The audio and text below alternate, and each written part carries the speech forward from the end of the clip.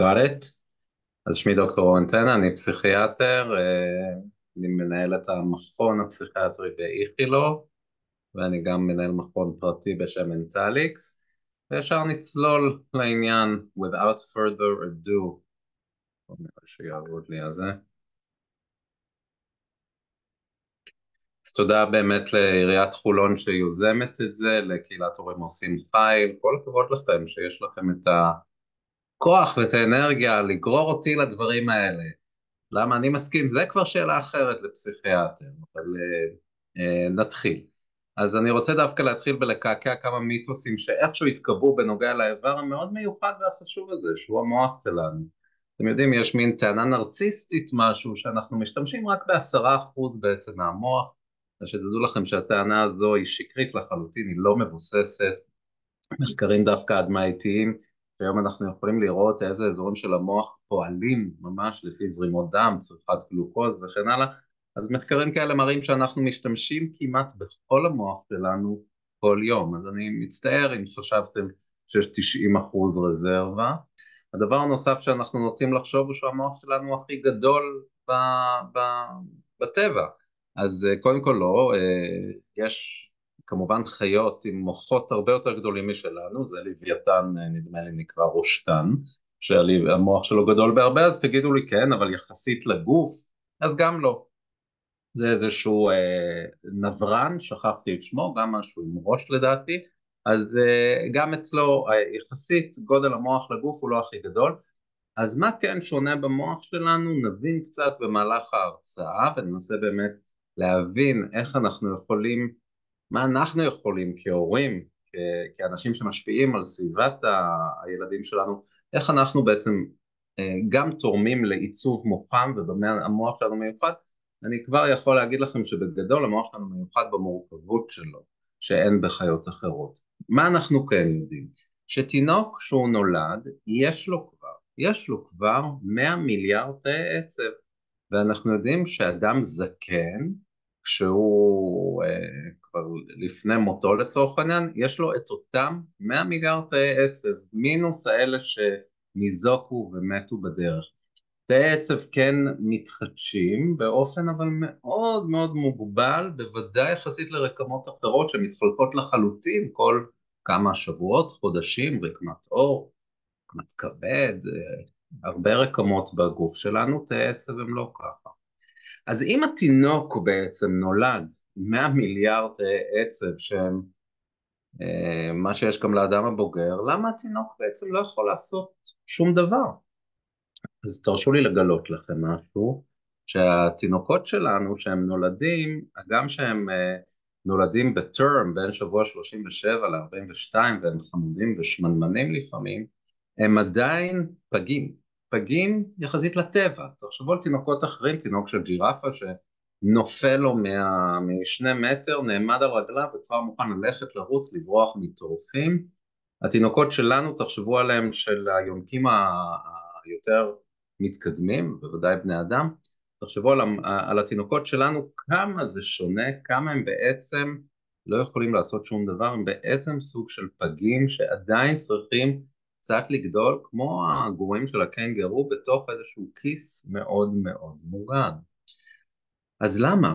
למה בעצם האבולוציה יצרה כך את התינוקות שלנו? כי למה בעצם לא לבשל אותם עוד קצת ברחם לצורך העניין, ולהוציא אותם כבר מוכנים לגמרי? אז כדי לענות על השאלה הזאת, אנחנו צריכים קצת יותר להבין איך המוח שלנו פועל ואיך המוח שלנו נבנה, אז נעשה את זה, זה לא נורא מסובך, אני מבטיח לכם. אז קודם כל אני אגיד שבעבר חשבנו שהמוח הוא איבר די סטטי, שהוא לא כל כך משתנה מרגע שאנחנו בעצם נולדים עד הרגע שאנחנו מתים. היום אנחנו יודעים שאין דבר כמעט שרחוק מזה. עכשיו, כשאני אומר בעבר, זה לא לפני 100 שנה, זה לפני 20-30 שנה, זה משהו שהשתנה במהלך שנותיי, כן, מי שלמד איתי ושנותיי כרופא. אנחנו יודעים היום שהמוח הוא איבר שמשתנה למעשה כל הזמן.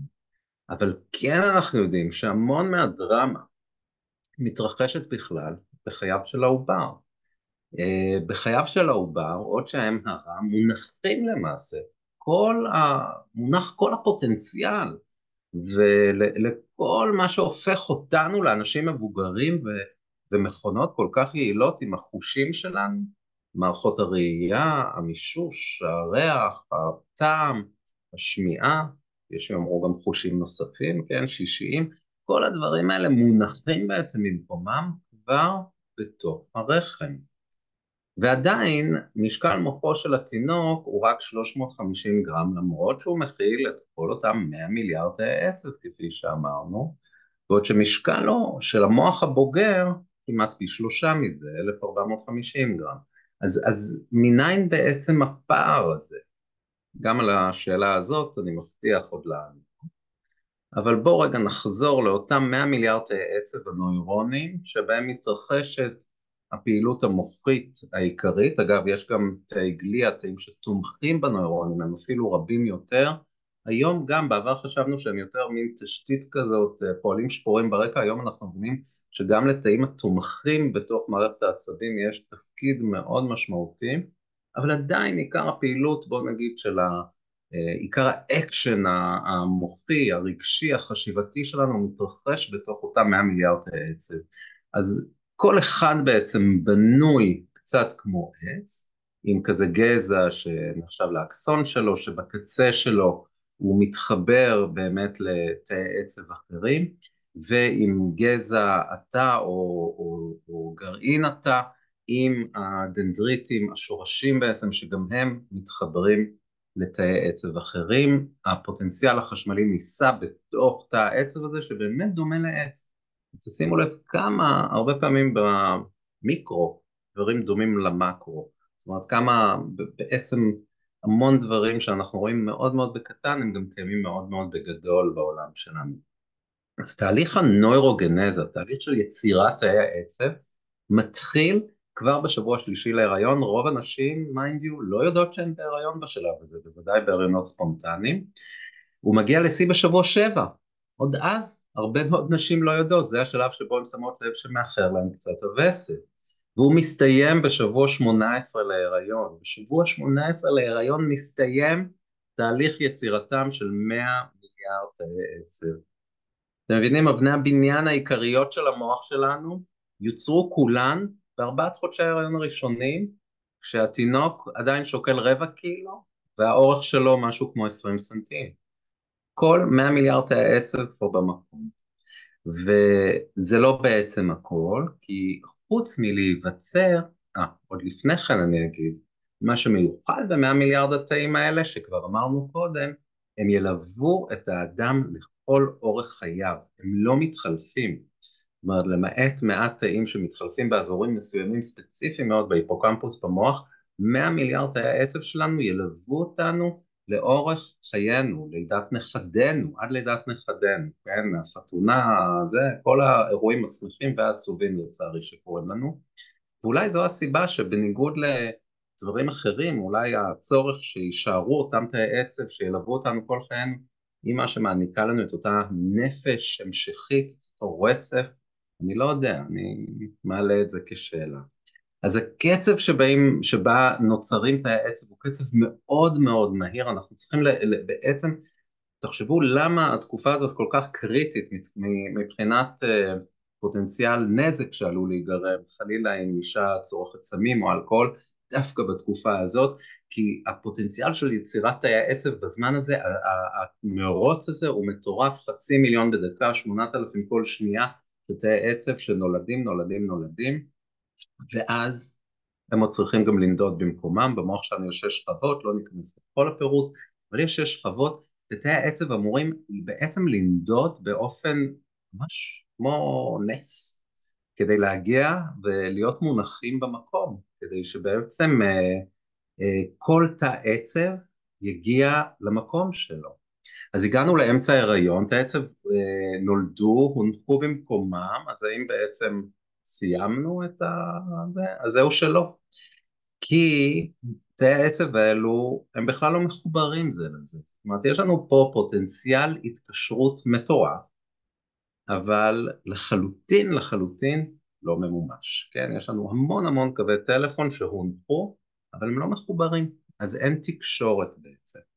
וכאן מתחיל תהליך הבא, שהוא תהליך שמתחיל, הוא קצת יותר מאוחר, והוא נמשך גם לתוך שנת החיים השנייה של התינוק, וזה תהליך של יצירת הקשרים, הסינפטוגנזה, כי בסוף של כל עצב, יש מפגש קטן בין עצבים, שנקרא סינפסה, הרווח הזה נקרא סינפסה, אם נסתכל עליו בהגדלה, זהו האזור שבו יש רווח קטן בין שני קצות עצב, שאת הרווח הזה חוצה שליח כימי שנקרא נוירוטרנסמיטר, יכול להיות שמעתם על חלקם, סרוטונין, דופמין, נורדרנלין, אז השליחים האלה חוצים את המרווח הבין סינפטי ובעצם מדברים כך, יוצרים קשר בין העצבים, מעבירים פוטנציאל פעולה חשמלי בין הסינפסות, ואמרתי קודם שמה שנכון במיקרו נכון במקרו, בלי קשר, בלי קשרים, אנחנו לא שווים שום דבר במקרו, וגם המוח שלנו לא שווה במיקרו.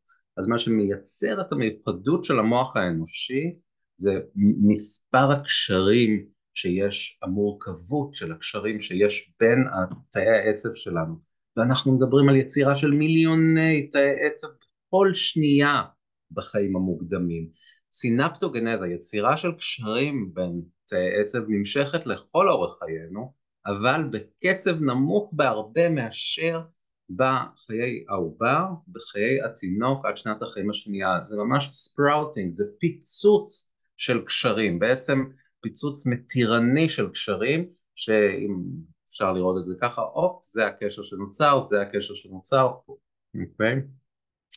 אז אנחנו יודעים ש83% בעצם מהגדילה של תאי העצב במוח קורים לאחר הלידה, ואז אנחנו יכולים להבין לצורך העניין גם קצת למה הפער הזה במשקלים שדיברנו עליהם, כי מעצים כאלה דרדלה, צמחים קטנים שלא קשורים זה לזה, תחשבו על יער כזה סבוך ועבות על כל המפגשים, שיש אלפים של מפגשים בין עלים של עצים שונים, כך אותו דבר מקרו, אותו דבר מיקרו, אותו דבר קורה במוחנו, אלפים מיליארדים של מגעים בין תאי עצב שונים.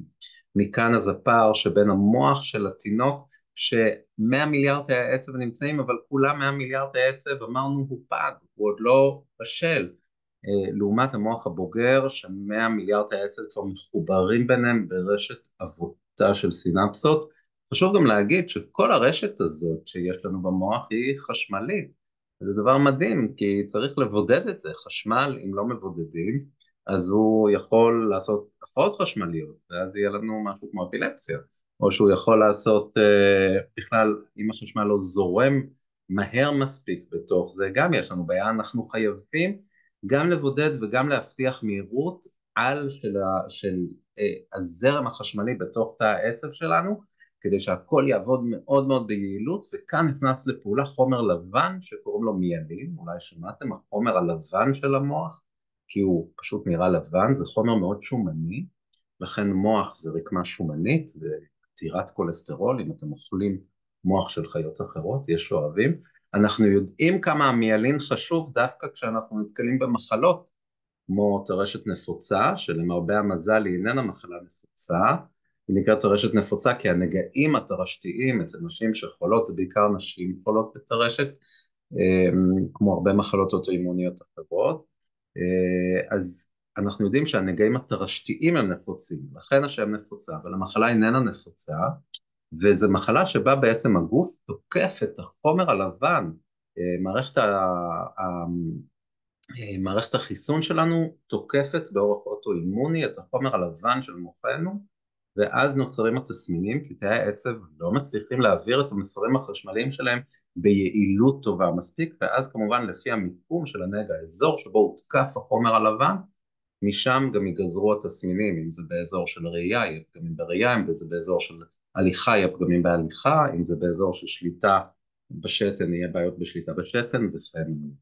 אז אנחנו יודעים שהחומר הלבן הוא חיוני, אז דיברנו בעצם על 4 תהליכים מאוד מאוד בקצרה של יצירת העצב, זה נקרא נוירוגנזה, אתם יודעים פה את כל הסודות, חבר'ה, של נדידת עצב, תהליך שנקרא מיגרציה, של יצירת קשרים בין תאי עצב, תהליך שנקרא סינפטוגנזה, ותהליך של מיאלניזציה, זה התהליך של ציפוי כל הדבר הזה בשומן, והתהליך הזה הוא עוד יותר איטי מהשאר, והוא מתקדם מאוד מאוד לאט, וקודם עוברים מילון, כמו נילון, אבל זה עם מיילין, קודם עוברים האזורים שהם חיוניים בהישרדות שלנו, זה המוח הארכאי ביותר, עמוד השדרה, כל מה ששייך לפונקציות של נשימה, שמירת חום גוף, כל האינסטינקטים הכי קמאיים שלנו, והאזורים הגבוהים יותר של המוח שלנו, הם עוברים התמיילנות רק לפעמים בעשור השני לחיים.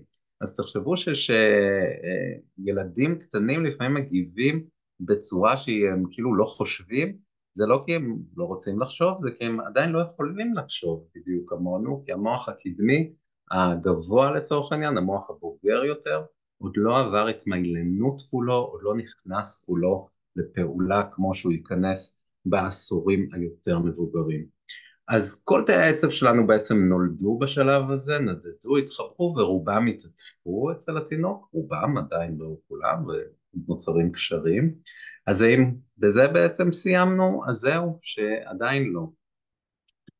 כי נותרת לנו בעצם השאלה איך כל המערכת הזאת בעצם מתרשתת בצורה תקינה ויוצרת את הפלא הזה, את הפלא האנושי שנקרא אדם, איך לצורך העניין נוירון, שהוא במקרה נוירון ששייך לעצב הראייה, איך הוא יודע ללכת מהעין לתלמוס, האזור שכל החושים הולכים, ומשם לאונה האחורית של המוח, ששם מצוי מרכזי הראייה, איך קורה הנס הזה בעצם. איכשהו, מתוך אפשרויות באמת שהן בלתי מוגבלות, כל נוירון מצליח באורך נס לגדל את הענפים כדי שיונחו בדיוק במקום המתאים. וככה נוצרים במוח שלנו מעגלים של עצב, של ראייה, של שמיעה ושל תנועה. ולא סתם בלגן של חוטים, תאורטית היה אמור להיווצר. אז איך קורה הנס הזה? אנחנו עוד רחוקים מלתת תשובה סדורה לשאלה הזאת, איך קורה הנס הזה? הוא לא קורה רק בבני אדם, הוא קורה גם בחיות כמובן, ובבני אדם זה מרשים יותר. ואז אפשר לשאול רגע, האם זה פשוט לא גנטיקה, שבעצם אומרת לעצבים איפה להיות מונחים, ואיפה, ועם מי להתקשר. אז אנחנו יודעים שזה לא יכול להיות שהתשובה היא רק גנטיקה, כי גם אם נסתכל בכל ה-DNA שלנו, שיש לנו לצורך העניין 80,000 גנים, גם אם נסתכל על כל 80,000 הגנים, ברור שאין שם את המידע שכותב לנו איך יראו מיליארדי המיליארדים, הקוואדרי מיליארדים של הסינפסות שיש לנו. אז חייב להיות כאן איזשהו גורם אחר, זה לא רק ה-DNA. ה-DNA אולי מכווין את גדילת העצבים למקומם, אבל ברגע שהם מתחילים להתחבר, ברגע שהם מתחילים לדבר ביניהם, משהו אחר עושה את הדיוק, את ה-fine-tuning של מעגלי העצב הגסים האלה שהונחו במקום. הגנים בעצם יצקו סוג של חימר, אפשר להגיד, ועכשיו כנראה שאנחנו צריכים לפסל מזה מוח.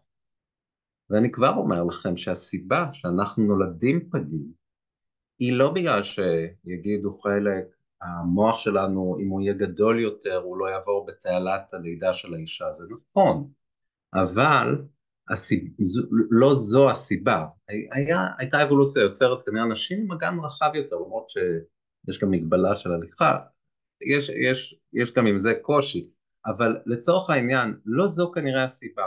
הסיבה שאנחנו נולדים פגים היא כדי לאפשר לסביבה, כדי לאפשר לסביבה, לנו, ההורים, לעצב, לפסל את המוח של הילדים שלנו, כדי שהם יתאימו בדיוק לדרישות שהחברה מצפה מהם. זה דבר שהוא מאוד מדהים לחשוב אותו. אז בואו ננסה להבין איך הדבר הזה קורה. הסוד הוא שמשהו בתהליך של יצירת הקשרים, הסינפטוגנזה, הקשרים בין העצבים, משהו בתהליך הזה מאוד מאוד מתירני, מתירני מדי, כאילו הגנים באו ושפכו יותר מדי חמר. עכשיו שוב אני יכול להגיד למה זה, הם יצרו כאילו המון המון קשרים, אם דיברנו קודם שאין בכלל קשרים, אז פה אנחנו אומרים יש המון קשרים, המון טלפונים שמחוברים ביותר מדי קווים ואין תקשורת יעילה. קשרים רבים, הרבה מהקווים האלה חייבים למות. עכשיו, אפשר לשאול למה, מה מקור הפשלה הזאת? הרי אבולוציה היא תהליך סופר יעיל בהתאמת הצרכים שלנו בדיוק, ל... אין בזבוז בטבע, כך נהוג לומר, אז למה הטבע יצר כל כך הרבה זה? ושוב לאותה תשובה, כדי לאפשר פיסול בחומר. הפיסול של המוח, הרישות המדויק, זה בדיוק הדוגמה הכי יפה של הריקוד העדין מאוד שיש בין גנטיקה לבין השפעה סביבתית. בשפה מקצועית אנחנו קוראים לזה nurture לעומת nature, סביבה מול טבע. מי בעצם יגרום לתינוק להתעצב בדיוק כמו שהוא. היצירה בעצם של עודף הקשרים היא מכוונת, ממש כאילו שופכים חמר ואומרים עכשיו תעצבו אותו, ומחייבת בעצם את הקשרים מיד להתחיל באיזושהי תחרות כזאת מטורפת ביניהם, ורק הקשרים החזקים שורדים. ומה קובע שרידות? שימושיות. זה מה שקובע שרידות של תא עצב. רק מדד אחד קובע, פעילות חשמלית. אמרנו תאי עצב מדברים ביניהם בעזרת פעילות חשמלית, זאת דרך שלהם. זה רק תאים שהם פעילים חשמלית, עוברים סמנטיזציה זה נקרא, ומתקבעים בעצם ונשארים גם בבגרות. תבינו שכל שאר האזורים שלא פועלים במוח, התאים שלהם, הקשרים האלה, הסינפסות האלה, הקשרים בין, תחשבו על תהליך של גיזום של העץ הזה, היער הזה שראינו קודם. אז תחשבו, היום נסעתי בסדרות חן, אז ראיתי איך גזמו, ממש כזה, רואים שמיים באמצע הסדרה, כי הם גזמו את הקשר בין הזה, כאילו זה נגזם, זה עובד, זה איננו, העיקרון הוא אכזרי ומאוד פשוט. You lose it, you use it or you lose it.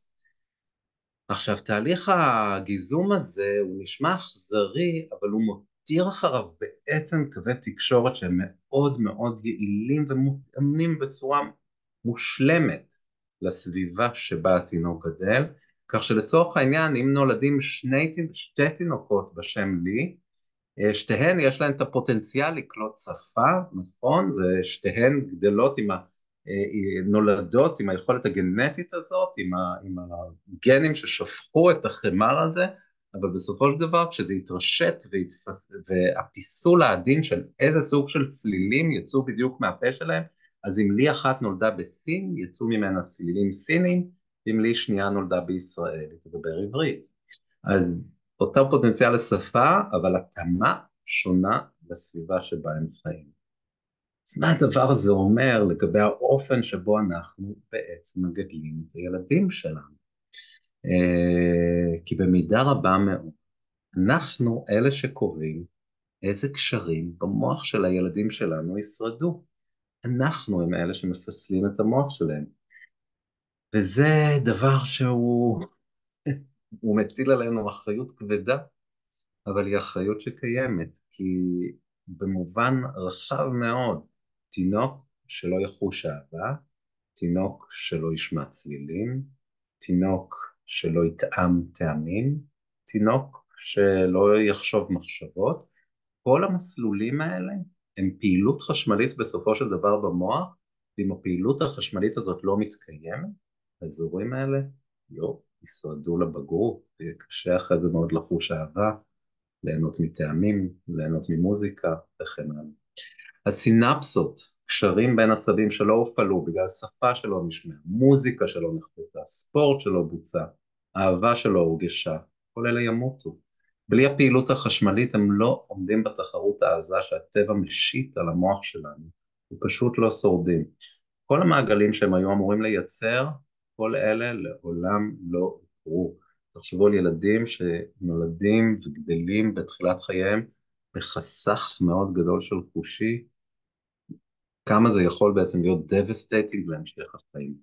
העוצמה של תהליך הברירה הסינפטי היא מדהימה, בעצם תינוק וילד מאבד בכל יום מילדותו ועד התבגרותו 20 מיליארד סינפסות, קשרים בין עצבים כל יום, זה נשמע נורא, וזה טוב.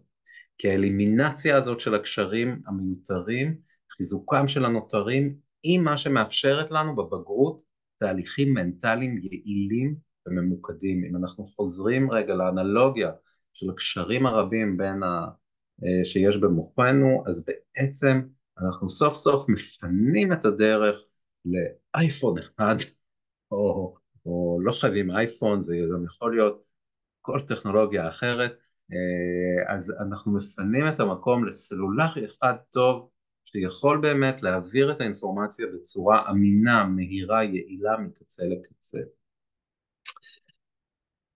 עכשיו, כשאנחנו מדברים על השפעת הסביבה, אמרתי nature and nurture, אז חשוב להבין ש-nurture, השפעת הסביבה, לא מתחילה בלידה בתינוק שהוא נולד. השפעת הסביבה למעשה מתחילה עוד לפני כן, עוד ברחם, הסביבה משפיעה. גם אולי דברים שהוא שומע, מרגיש, חווה, אבל גם דברים כמובן שיכולים להזיק, כמו אלכוהול, כמו עישון סיגריות או עישון סמים, אנחנו יודעים היום שזה מאוד עלול להזיק לתינוקות שמתפתחים, ואנחנו אכן רואים שגם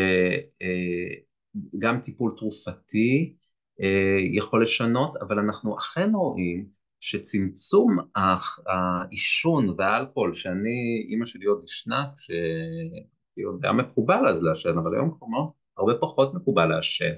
אז אנחנו יודעים שהיום מאוד השתפר גם הזהירות מפני טיפולים תרופתיים, גם עישון, גם אלכוהול, מאוד נזהרים מזה היום במהלך הריון, גם איכות האוויר והתזונה השתפרה, ואכן אנחנו רואים עלייה מתמשכת בגודל של תינוקות שנולדים, ובעלייה בגודל מוחם של תינוקות שנולדים בעולם המערבי במיוחד.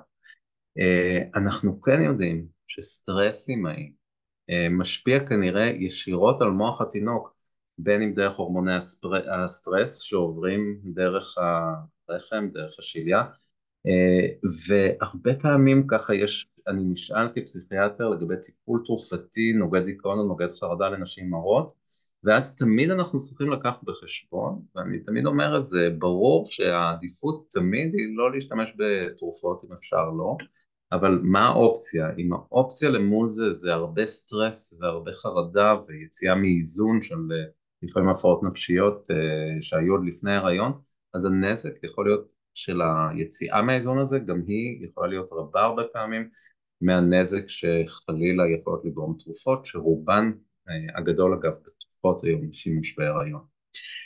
גם לאחר הלידה כמובן שההשפעה הסביבתית היא משמעותית, זאת אומרת ברור שההשפעה הסביבתית משמעותית יותר לאחר הלידה, ואז אני אומר להורים באמת שהם כאילו קצת נכנסים יותר מדי לסרט שהם אחראים על כל מה שקורה לילדים, שעדיין יש את עקרון ה-50%, בערך 50% ממה שיש לילד זה מה שהוא נולד איתו, זה הפוטנציאל והגנטיקה, יש 50% נוספים, אז זה יכול קצת לעזור, קצת לנחם, כי אנחנו לא אחראים על הכל כהורים, אבל מצד שני זה כן מאתגר אותנו, כי אנחנו אחראים על חלק די משמעותי מחיי הילדים שלנו. יש כמובן השפעות סביבתיות שאנחנו לא שולטים בהן, אחת היא שולטים באופן חלקי, הנושא של החיים, אז תראו זה גרף מעניין, אני אראה פה, תראו, זה גרף שמראה את האינטליגנציה של ילדים במשפחות שיש להם החיים.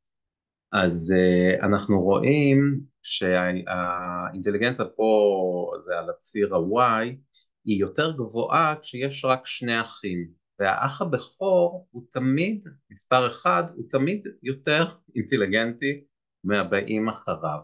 וזה אנחנו משערים, קשור לזה שהבן הבכור או הילד הבכור, הבת או הבן הבכורים, זוכים ליותר תשומת לב של ההורים, ליותר זמן אחד על אחד עם ההורים, ואז לכן הם כנראה יש איזשהו פער של אינטליגנציה בין החיים, כמובן אלה ממוצעים, אני אח שני ואני מחשיב את עצמי חכם מאחי הבכור, למרות שאני לא בטוח שזה נכון עד IQ, אבל אלה ממוצעים. אבל שימו לב, זה נגיד ילד אחד, העיגול השחור הזה פה. עכשיו ילד אחד, באורח מעניין, הוא נמוך יותר מילד אחד ממשפחה של שניים, אז איך זה מוסבר? יש לו את תשומת הלב ההורית כל הזמן. אז ההסבר לזה הוא שבאיזשהו שלב תשומת הלב ההורית לא מספיקה, וכן נחוץ הגירוי הדו צדדי שהחיים יוצרים זה לזה. אז במובן הזה עדיף להיות ילד ראשון מבין 5 מאשר ילד בודד או חלק מתאומים. כי התאומים כיוון שהם אותו גיל ואותו זה, הם לא מושכים זה כנראה למעלה, הם פחות מקבלים תשומת לב יחידנית מההורים, ושם האינטליגנציה אז איכשהו נמוכה יותר, זה כמובן נקודות בודדות, אבל אלה ממוצעים, זה מחקר די ישן משנת 76, אבל עדיין מתוקף בימינו, נתונים שהם מעניינים. איך כל זה קשור לחוסן, אוקיי? אנחנו כן צריכים לדבר בימים אלו, לצערי אנחנו בימים איומים, ימים קשים, רצו שאני אבוא השבוע לוויינט לדבר על איך מתמודדים עם מה שקורה, ואמרתי שבאמת שאני לא יודע, גם לי כפסיכיאטר, מאוד מאוד קשה להתמודד עם מה שקורה, אפשר לדבר על זה אחרי זה, מה כן אפשר לעשות, אבל בואו נדבר על מה מאפשר לנו בעצם חוסן, ונראה איך זה קצת מתכתב עם דברים שקורים כבר בתקופה המאוד מוקדמת שבה אנחנו יכולים להשפיע על מוח הילדים שלנו. אז אחד הדברים שהכי יכול לעזור לנו בחוסן זה גמישות. גמישות היא בעצם גם גמישות של המוח שלנו, שיכול לבחור לפעמים, לשנות מסלולים, לבחור מסלולים חדשים, לא להתקבע, לא להיתקע. הגמישות הזאת היא כלי סופר יעיל באדפטציה לנוכח מציאות משתנה. ועכשיו אני שוב מזכיר לכם שהמוח של התינוק, ככל שהוא יותר נתקל בצורך להפגין גמישות כתינוק, כי אפשרו לו את זה, כי לא היה רק דרך אחת לעשות דברים, כי היה סקרנות, כי היה דרך לבדוק דברים, כי היה משחק, כי היה אופציה לפתח את כל הדברים של הגמישות הזאת. הגמישות הזאת יכולה להמשיך וללוות אותנו גם בבגרות. הדבר השני שאנחנו זקוקים לו כדי שיהיה לנו חוסן כמבוגרים זה היקשרות בטוחה.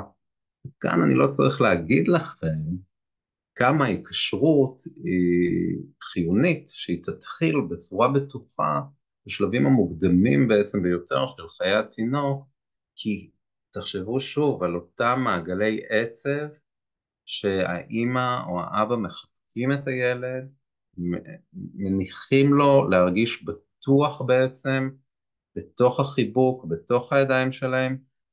זה משפעל מעגלי עצב במוח, גורם להישרדותם של קשרים סינפטיים, ואז כן, כן, הדבר הזה גם משפיע על היכולת שלנו להרגיש בטוחים בבגרות, להרגיש שאנחנו יכולים לסמוך על אחרים, שאנחנו יכולים להיקשר לאחרים, שאנחנו יכולים לתת אמון באחרים, שאנחנו לא לבד מסתובבים בעולם מאוד מאוד מפחיד. אוקיי? למרות שהעולם הוא מפחיד, אבל עדיין. גם גיבוש מערכת הסטרס ההורמונלית שלנו, יש לנו מערכת שלמה הורמונלית, נקראת ה-HPA axis, בעיקר מערכת שקשורה לאדרנלים, ויותר את הכליה, מופרש משם אדרנלין, שזה וקורטיזול, הורמוני סטרס, שהם אחד קצר טווח, אחד יותר ארוך טווח, אז אלה הורמונים שמתווכים את הסטרס בתוך הגוף שלנו, וגם כאן, הדרך שבה לימדנו בעצם את הילדים שלנו, את התינוקות שלנו, לנהל סטרס, זה מתרשת במוח, זה פיסול במוח שלהם, וגם השפעה על מערכת העצבים, על כמה אדרנלין הם הפרישו ברגעי דחק, כמה קורטיזולים הפרישו ברגעי דחק כרוני.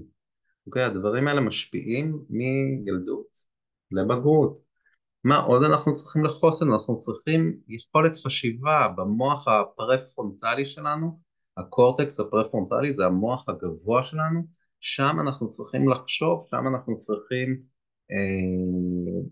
לגבש החלטות שהן תפקודים אקזקוטיביים, זה נקרא תפקודים ניהוליים, זה המקום שבו אנחנו מקבלים החלטות שהן קצת יותר מורכבות, מחשבים סיכויים, מה כן, odds, כן, האם זה טוב, האם זה רע, מה נעשה, מה כדאי, מגבשים תוכניות, חושבים באורח לוגי.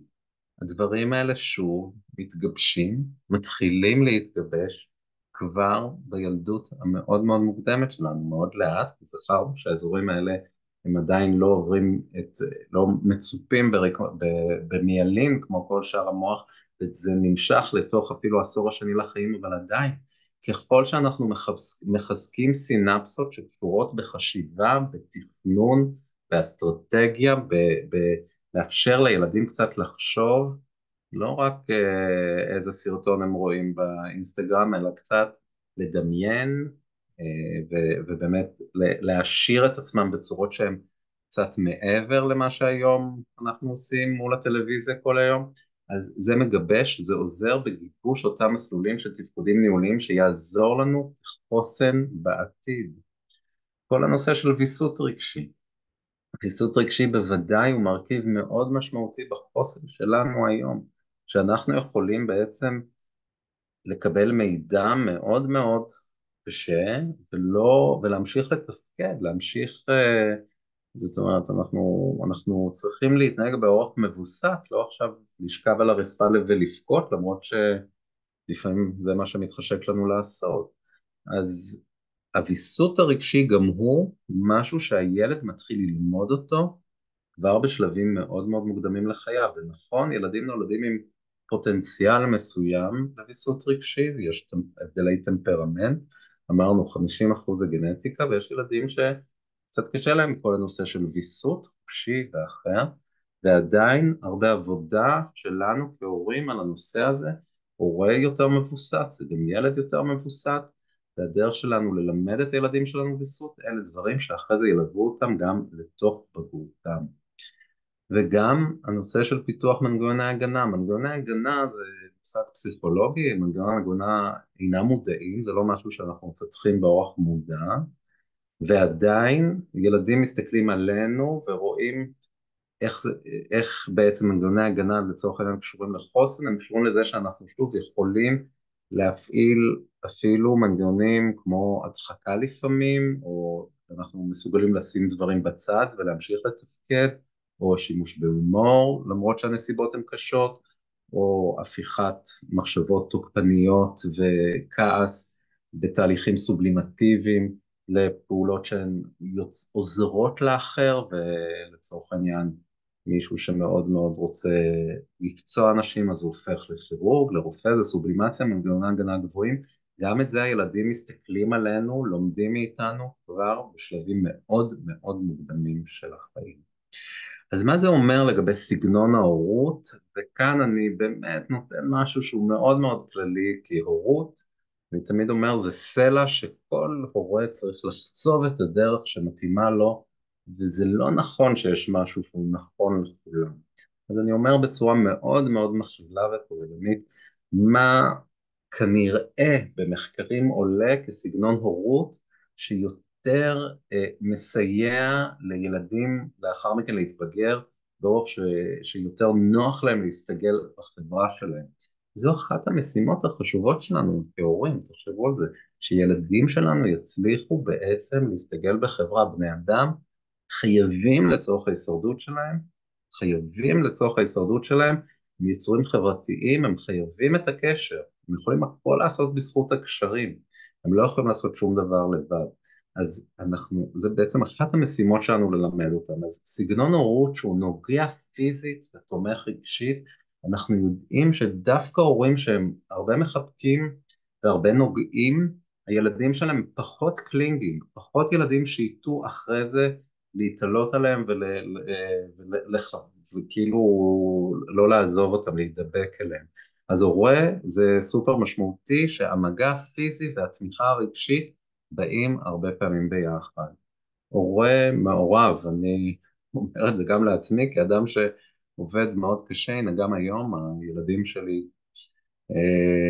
בכלל לא בבית, בכלל שכחתי שאנחנו מוזמנים לארוחת ערב היום, והנה באתי לתת את ההרצאה, אז הנה אני גם נוזף קצת בעצמי, אבל הורה צריך להיות מעורב כמה שיותר זמן בפעילויות משותפות בצורה עקבית עם הילד, והעצה היא לרוב שהם קטנים, לעשות איתם דברים שאנחנו אוהבים, להדביק אותם בהתלהבות שלנו, זה יכול להיות לציור, לדייג, לסקי, לים, לבריכה, לא משנה מה, ושהם קצת גדלים, אנחנו כן צריכים להצטרף לדברים שהם אוהבים לעשות.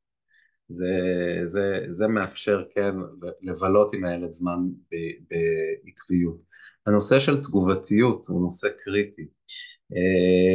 ההורה יותר מאשר תגובה נכונה, שהיא, יש, זה שוב, זה נושא חמקמק, מהי תגובה נכונה, הורה צריך קודם כל להיות כן responsive, להראות שהוא רואה, להראות שהוא שם לב, שהוא לא מתעלם, ואז גם אם התגובה היא לא תמיד מותאמת בדיוק, זה לא נורא, העיקר שיש איזושהי תגובתיות, והתגובתיות הזאת צריכה להיות כזו שהיא מכירה באינדיבידואליות של הילד, היא כן רואה אותו ותומכת בו, אבל מאפשרת לו להגיע להחלטות, ותלוי כמובן בגילו ובהתאם לגילו, אבל העמדה שלנו יותר כהורים היא לעזור להם כיועצים, לא להגיד להם פחות להגיד להם מה לעשות, אבל זה לא אומר, זה לא אומר, וזו הרעה החולה של החברה המערבית, אני חושב בכלל, החברה הישראלית בפרט, כל נושא של גבולות. אנחנו בהחלט, אומר הפסיכולוג ג'ורדן פיטרסון, שהוא מין כזה, הוא מאוד קונטרוברסיאלי, הוא מאוד נחשב ימני כזה וקיצוני בחלק מדעותיו, אבל הוא אומר משהו שאני מתחבר אליו, שהוא מאוד מאוד הגיוני, הוא אומר, אל תרשו לילדים שלכם לעשות דברים שלא תאהב, שיגרמו לכם לא לאהוב אותם. ואז אנשים נרשים, אומרים, מה, יכול להיות שאני לא אוהב את הילדים שלי? כן, ילדים יכולים להיות בלתי נסבלים, שבאותו רגע נרצה, כן, לזרוק אותם לפח, ולא לא נאהב אותם בלב שלם באותה שניה. זה קורה כמובן, רגעים האלה קורים. אז הציפייה שלנו מעצמנו כהורים, זה לא לאפשר לילדים שלנו לעשות דברים שיגרמו לנו לא לאהוב אותם, כי אם אנחנו לא נאהב אותם באותו רגע, אז ברור שאחרים לא יאהבו אותם. ושוב, התפקיד שלנו כהורים, זה שהילדים שלנו ידעו להשתלב בחברה, שהם לא יהיו בלתי נסבלים, כן? אז אנחנו כן צריכים לצפות מהילדים שלנו להתנהגות בוגרת ובשלה, אנחנו כן צריכים להציב סטנדרטים ולדאוג שהם יאכפו. אז עוד מילה על גבולות, כי הנושא הזה קצת קרוב לליבי. תחשבו רגע שוב, אם דיברנו על התפתחות המוח, על הפיסול הזה של אזורים במוח, כמה חשוב בעצם שהילדים שלנו יפגשו כבר מגיל מוקדם את המילה לא. כי לא הוא הצעד הראשון בעצם שמלמד מהו גבול, איפה עובר גבול, וגבול, בלי היכולת להבין גבול, אנחנו לא יכולים ללמוד, ולא יכולים לקלוט את המספר העצום של חוקים כתובים ולא כתובים של החברה האנושית. אנחנו חיים בחברה שמלאה מלאה מלאה בחוקים ובגבולות, ואם אנחנו לא נדע להסתדר עם הגבולות האלה, אם הילדים שלנו לא ידעו להסתדר עם הגבולות האלה, אז הם בבעיה. אז מוח שלא עבר פיסול שיכול להכיר גבולות, לא פלא שהמוח הזה מתקשה בבית ספר, ומתקשה אחרי זה בצבא, ומתקשה אחרי זה בעבודה, ומתקשה במערכות יחסים, כי אין שם את היכולת להכיר בגבולות, אבל אתם יודעים מה, עזבו מחיי תרבות ועזבו מחיי חברה ושיהיה לבד. מוח ללא גבולות הוא כאילו נשמע, עולם בלי גבולות, נשמע כמו פנטזיה יפה, היום אומרים לנו, תשאפו לכוכבים, you can do anything you want, אין גבולות. אז מצד אחד יש בזה משהו חיובי, כן? מצד שני, לפני 200 שנה זה לא היה ככה, לפני 200 שנה היית נולד עיקר באנגליה, היית גם מת עיקר באנגליה, כן? לא היו אומרים לך עכשיו תשאף זה, היה בזה משהו יותר מרגיע. אז בעולם בלי גבולות, לצד זה שיש בו אולי אפשרויות וזה פנטזיה נהדרת, הוא גם עולם מאוד מאוד מפחיד, שבו החוץ, הפנים מתערבבים וזה, זה חוויה שיכולה להיות גם מאוד מאוד מפחידה לאנשים, שאין להם את היכולת לשים גבולות. אז אני חושב שהרבה פעמים האמירה שלא לילדים שלנו זה בעצם לאהוב אותם יותר מאשר להגיד להם כן, כי זה מספק להם את הנגיעה עם הגבול, והגבול הזה גם מגן עליהם, זו חוויה שהיא נותנת להם משהו, הוא מרגיש להם יותר בטוח. האתגר הוא כמובן איך לעשות את זה בצורה שהיא גמישה, שהיא לא נוקשה, ואז באמת אפשר לדבר על הבדל בין הורה שהוא הורה שיש לו סמכות לבין הורה סמכותני. הורה שיש לו סמכות לדוגמה, הרבה פחות יהיה עסוק בענישה, ויותר יהיה עסוק בהסבר, הוא יסביר לילד למה הוא מתעקש על דבר מסוים, ולמה הדבר הזה חשוב לו, ולמה הוא ולמה זה איזשהו כלל שצריך לעמוד בו, כמו לדוגמה קינוח אחד ביום לצורך העניין. כי זה לא בריא לאכול יותר מדי קינוחים, כי יש סכרת, כי יש השמנה, כי יש בעיות בשיניים, אפשר להסביר את הדברים האלה.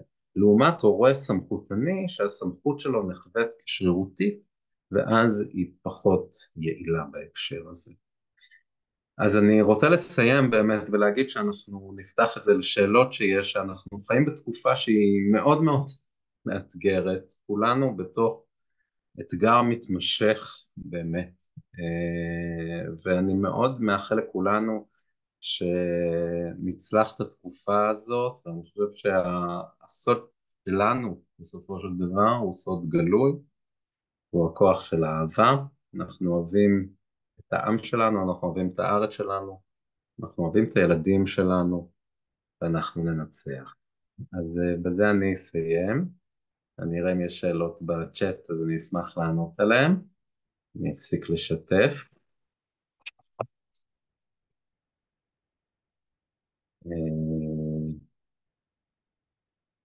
אז בואו נראה מה כתבתם לי בצ'אט.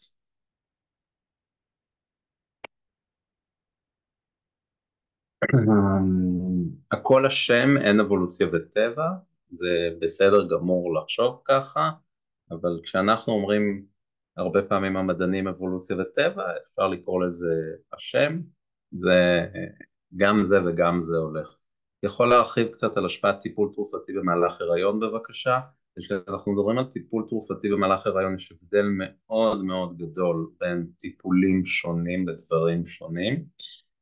העיקרון שתמיד מוביל אותנו הוא שכמה שפחות זה יותר טוב, אבל מצד שני אישה שהיא יציבה על טיפול מסוים, לרוב, התחום שלי זה יותר תחום הפסיכיאטריקה, אני פחות מדבר על הפרעות אחרות, אז אישה שהיא יציבה כמעט תמיד ההחלטה שלנו תהיה לשמר אותה על אותו פרוטוקול טיפולי, למעט באמת מקרים ספציפיים שבין התרופות הן מה שנקרא טרטוגניות, זאת אומרת תרופות שעלולות לגרום מוכח שהן גורמות לנזק בעובר, אבל אלה תרופות יחסית בודדות. רוב התרופות נוגדות הדיכאון והחרדה, יש כאלה שנחשבות אולי יותר פחות מסוכנות מאחרות, אבל לרוב לא ברמה מספיקה כדי לעשות את השינוי במהלך הריון.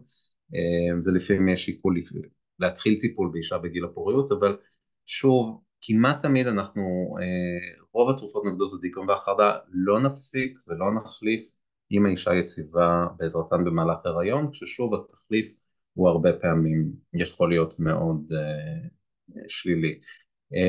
קנאביס רפואי בזמן הריון שלא בעישון. אז הקנאביס לא יודע שהוא רפואי, הקנאביס הוא קנאביס.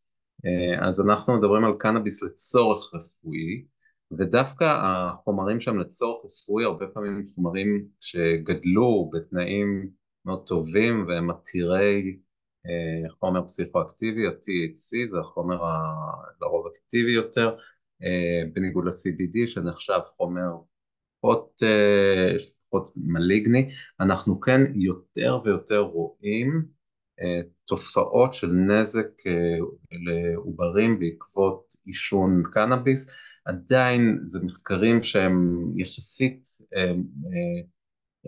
עוד לא מספיק מבוססים, קשה מאוד לבסס בכלל קאוזליות בדברים האלה, זאת אומרת הקשר בין הגורם, כי הרי לא עושים מחקרים שבהם נותנים לנשים, לקבוצה מסוימת לעשן ולקבוצה מסוימת לא לעשן, אם מסתכלים רק על במקרה נשים שישנו ולא ישנו, יש גם הבדלים אחרים בין הנשים האלה, נשים שנוטות לעשן קנאביס בהיריון, אולי גם יש דברים אחרים אז זה לא תמיד אנחנו יודעים, אבל אנחנו יותר ויותר חושדים שיש אפילו מתחילים לדבר על תסמונת הקנאביס העוברי כמו שיש תסמונת האלכוהול העוברי. אם יש השפעות לקורונה בהיריון אז ברור שיש, אבל אנחנו שוב לא מספיק יודעים אותם, מאוד קשה להוכיח קאוזליות בדברים האלה. עד איזה גיל ניתן לעצב? אז אנחנו בעצם, חשוב להגיד, אנחנו יכולים לעצב את המוח שלנו גם היום, גם בימינו אנו. נוירופלסטיסיטי או גמישות מוחית זה משהו שקיים גם בגיל המבוגר, ואם אנחנו כל יום לצורך העניין, זה פשוט לאמן שוב ושוב ושוב מסלול מוחי, אז אם אנחנו כל יום נסגל לעצמנו איזושהי התנהגות או איזושהי חשיבה או איזשהו דבר שנעשה אותו באופן קבוע, אז עם הזמן הדבר הזה יהפוך להרגל. וההפיכה הזו להרגל זה בדיוק הפיסול הזה של אזור במוח. היכולת שלנו אבל היום לשנות דברים מאוד בסיסיים בעצמנו או עמוקים שכבר נחרטו או לייצר דברים חדשים היא מוגבלת יחסית. זה קיים יותר בשנים הראשונות לחיים, אפשר לעצב את הדברים האלה בעזרת התהליכים של סינפטוגנזה והגיזום, הפרונינג, עד בעצם לשנות ככה ההתבגרות של הילדים, וזה באמת הזמן שהם מעצבים את עצמם ואת אישיותם. אומרים לי הרבה תודה, איפה אפשר יהיה לשמוע את ההקלטה, יגידו לכם, אבל זה, אז אשמח שתרחיב על הנושא של הורה סמכותני, איך לעשות את זה נכון. אז זה לא שיש דרך שוב אחת שהיא נכונה, לעומת דרכים שהן לא נכונות. אבל כן אפשר להגיד שאנחנו צריכים בהפעלת סמכות, לנסות שהיא תהיה סמכות שיש בה היגיון, ושאנחנו יכולים לעמוד מאחוריה, ואני גם תמיד אומר להורים, מותר לנו להפסיד קרבות, כל עוד במלחמה אנחנו מנצחים. זאת אומרת, אנחנו כן אמונים על הספינה הזו, שהיא נקראת הבית, משפחה, על הספינה הכבדה הזאת, שיכולה לנוע לפעמים במים סוערים, ולאחריות שלנו זה שהיא תמשיך לנוע בכיוון הנכון וברוגע יחסי. זה כן האחריות שלנו. עכשיו, איך אנחנו יכולים פה ושם להפסיד בקרבות לילדים, אבל בגדול אנחנו צריכים לנצח במלחמה. מה לדוגמה? יש דברים שאני לדוגמה לא אוותר עליהם. אני לא אתן סלולרי לילד שלי לפני גיל מסוים, אוקיי? כל משפחה קובעת את הגיל שמתאים לה, אבל אני לא אעשה את זה גם אם הילד לוחץ כבר, גם אם יש לו חברים שלו, ואני עומד מאחורי זה כי יש מאחורי זה הסבר שאני מסביר לו, שאני חושב למה אני חושב שזה נכון, וזה יכול להיות שאני לא לגמרי צודק בזה, אבל עדיין זה ההסבר שלי ואני עומד מאחורי. או למה אני דורש שהם ילכו לישון בשעה מסוימת ולא יישארו ערים עד מתי שהם רוצים, או למה יש להם סקרין טיים לכל הילדים שלי והם לא יכולים לקבל יותר סקרין טיים מזה. זאת אומרת, הדברים האלה הם כולם מוסברים, הם בעצם, הילדים מבינים למה הכללים האלה קיימים, והם בעצם באיזשהו שלב הופכים להיות שותפים בביצוע של הכללים האלה, ושוב, הכללים האלה גם מרגיעים אותם. זה בניגוד לאיזשהו הורה שלפעמים יכול להיות מאוד, ההורה הסמכותני הוא הרבה פעמים יותר מעניש. זאת אומרת, עכשיו עשית משהו, שבוע אין לך טלפון. הרבה פעמים הורים גם יעשו דברים שהם לא יכולים לעמוד בהם, ואז זה בכלל גרוע, כי גם הם יצאו סמכותניים וגם בלי סמכות. אז צריך מאוד להיזהר. האם כדאי לדבר עם ילדים בגיל הרך באנגלית? בגדול אנחנו יודעים שכן, היכולת לקלוט שפה ולעצב שפה בגילאים האלה היא טובה. האם, אני לצורך העניין לא דיברתי עם הילדים שלי באנגלית, הרגשתי שזה כן דבר שהם יכולים גם ללמוד בהמשך חייהם, בגילים מוקדמים היה לי חשוב כן זה, אבל לא נגיד, היה לי יותר חשוב להרגיש בנוח בשפת האם שלי עברית, שפת האם של שנינו עברית, אז היה לי יותר חשוב להרגיש שנדבר איתם בשפה שנוחה לנו, אם אחד ההורים או שפת האם שלו, אני חושב שזה לא רע. איך לומדים על יצירת גבולות, לא הולך לנו, אפשר לבוא כשקשה לייעוץ, יש הרבה מסגרות שמספקות ייעוץ גם להורים. איך מתמודדים עם ילדה שמרביצה כשהיא לא מרוצה מהגבול ששמים לה עוד מעט בת שנתיים? אז לא מאפשרים לה להרביץ. ילדה בת שנתיים, אתם יכולים למנוע ממנה להרביץ? תתפלאו, אפשר, כן, היום מורים כאילו, מה זה, לא, שלא תרביץ, אי אפשר להרביץ. מה עושים עם ילדים שכל הזמן לא מרוצים ממה שעושים איתם, בהתחלה ילדים, ואז בסוף אומרים שלא היה כיף? אנחנו משתדלים לא להיעלב מילדים שהם אומרים הרבה דברים לפעמים מעליבים, ועדיין להשתדל לעשות שוב, להלהיב אותם בדברים שאנחנו אוהבים. אני דווקא לא חושב שצריך לנסות לגרור את זה לדברים של הילדים, אלא אם אתם תהיו מושקעים במשהו ותאהבו אותו, אני חושב שגם הילדים נדבקים באהבה הזאת, בוודאי בגיל המוקדם. וואי, הרבה שאלות. אז הכוונה לאנטיביוטיקה, תרופות שלוקחים לטווח קצר, לא דיברתי על אנטיביוטיקה בכלל, אני לא רופא זיהומולוג, באנטיביוטיקה שאני מניח הכוונה שוב למה שנותנים בהיריון, אז יש תרופות מסוימות שמותר, אחרות שאסור, על זה דווקא יש קצת יותר מידע, אני דיברתי על תרופות לטווח ארוך, נוגדות דיכאון וחרדה. אז איך מתמודדים עם ילדה כשהיא מקבלת לא, אז היא נהיית אגרסיבית יותר וצועקת ולא מוכנה להקשיב? אז זה לא התמודדות של זבנג וגמרנו, זה התמודדות, הרבה פעמים זה מתחיל ביצירת מרחב שיח, ודווקא לא ברגעים שבהם היא בקריזה ואגרסיבית, אלא ברגעים שבהם היא רגועה, ואז אפשר לדבר עם הילד, שם לב שאם את לא מקבלת משהו, נהיה משהו לא נעים, שוב, תלוי כמובן בגיל הילד, אבל לעשות את זה באופן מתווך, וכן רצוי לנסות לייצר מרחב שיח עם ילדים, גם בגילאים מוקדמים, כמו אני שם לב שאת לא מרוצה ממשהו, את יכולה ממש פתאום מרביצה לי, ואני לא מבינה מאיפה זה בא, אולי קצת נדבר, בואו נחשוב על דרכים אחרות, שבהן תוכלי להגיד לי שאת לא מרוצה, בלי שזה יהיה, אפשר גם להציע לילד לעשות דברים, ומכאן באמת יש הרבה מאוד שיטות שאפשר, גם אם לא מסתדרים לבד בייעוץ הורים, יש לפעמים טוקן אקונומי, שאם הצלחת להחזיק זעם ולא להתפרץ, תקבלי נקודה, שנסמן, תאספי נקודות, תקבלי מתנה, יש הרבה דרכים כדי לחזק את ההתנהגויות הטובות, המטרה היא תמיד לחזק התנהגויות טובות ולא להעניש התנהגויות שליליות. עדיין 133 איש פה, אתם לא משחררים אותי, צריך לחזור לארוחת ערב עם הילדים שלי, זוכרים שאמרתי לכם שזה? לא מצליחים לאסור גבול, סופרים עד 5, ובמלאץ הילדה שואלת מה יקרה ב5, צורחת עלינו, לא נרתח מכלום ואין לנו כוח יותר, זה לא מסר טוב, הכוח הוא בידיים שלכם הורים, הילדים הם ילדים, והילד לא רוצה, תזכרו שבסופו של דבר, הילד לא רוצה לשלוט, הילד רוצה שאתם תשלטו, כי עולם שבו הילד הקטן שולט הוא עולם מפחיד, אם הוא שולט בכם, אז איך תספקו לו ביטחון?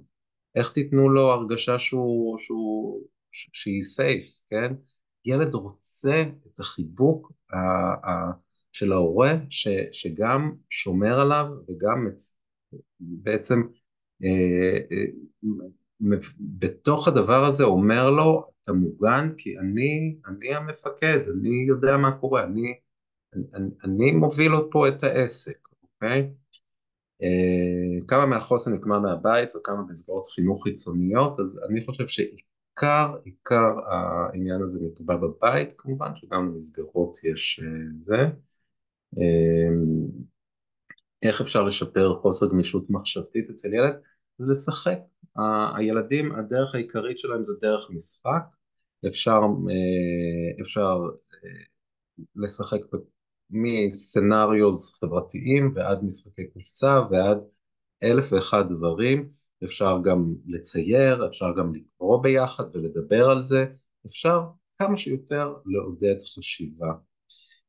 האם אפשר לתקן היקשרות שאינה בטוחה? כן, אפשר לתקן את זה, אני אומר את זה להורים של ילדים מאומצים, שבאמת מגיעים עם חור שחור הרבה פעמים ובגילים כבר די משמעותיים, ועם זה שלרוב לילדים האלה יהיה יותר קושי, בוודאי לפעמים עד בגרות בנושאים של היקשרות, ושבהחלט גם יש מקרים מאוד מאוד מוצלחים של אימוץ, וגם של ילדים שההיקשרות שלהם לא היה. באיזה גיל נסגרים הקשרים שלא השתמשנו בהם, זה דבר שקורה לאורך כל החיים שלנו, גם היום אם נפסיק להשתמש ביד שלנו לצורך העניין, אחרי איזשהו זמן היד שלנו כבר לא נוכל להפעיל אותה גם אם נרצה. תודה רבה, מאוד מעניין, מה ההגבלה לזמן מסך בגיל הרך, אם בכל זאת צופים אז במה כדאי, אז אני לא מומחה עד כדי כך בזה, אני אומר תפעלו לפי הלוגיקה וההיגיון, ואם הילדים רואים כן משהו, אז אני לפחות משתדל שיהיה בזה משהו עם ערך מוסף, שהם יכולים ללמוד דרכו משהו. מה עושים עם נער שנחשף לסרטוני זוועה?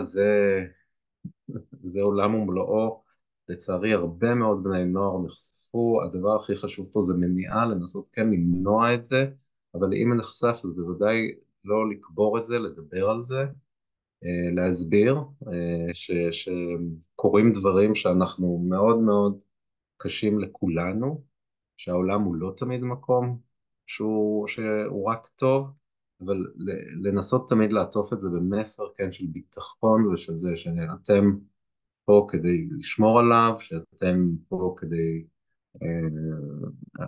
אתם משפחה, אנחנו משפחה, אנחנו עם חזק, וזה, ואנחנו נתגבר. האם מומלץ לחשוף את הילד לתחומי עניין שהם לא האבות שלו? בדרך כלל מה שמומלץ זה לחזק את מה שחזק, כאילו הילדים יגלו propensity למשהו, נטייה למשהו, ואז בהחלט קל יותר או נכון יותר הרבה פעמים לחזק את זה, אבל כן, גם לפעמים אפשר לחזק דברים אחרים. אוקיי, תודה רבה, תודה גם לך. אבל זהו, יש עוד קצת שאלות, אבל אני לא אצליח לענות על הכל, אז ברשותכם אני אאחל לכם ערב טוב, לילה טוב, ואני שמחתי מאוד להיות פה איתכם, קצת הופתעתי מהכמות של האנשים, אבל אני שמח עליה, חשבתי שזה יהיה אינטימי עם כזה 15 איש, אז שרה, תודה רבה לכם, אצלנו אף תודה פעם לך, אין אורן. 15 איש. מה? אצלנו אף פעם אין 15 איש. עכשיו ההורים אני באים יודע, כי הם יודעים שההרצאות שלנו מעולות, והייתה הרצאה מצוינת ומרתקת. תודה רבה, אורן. שמחתי ותודה להיות פה, לשרה. ותודה לכם, חברים, שנשארתם עד עכשיו. לילה טוב. לילה טוב. ביי.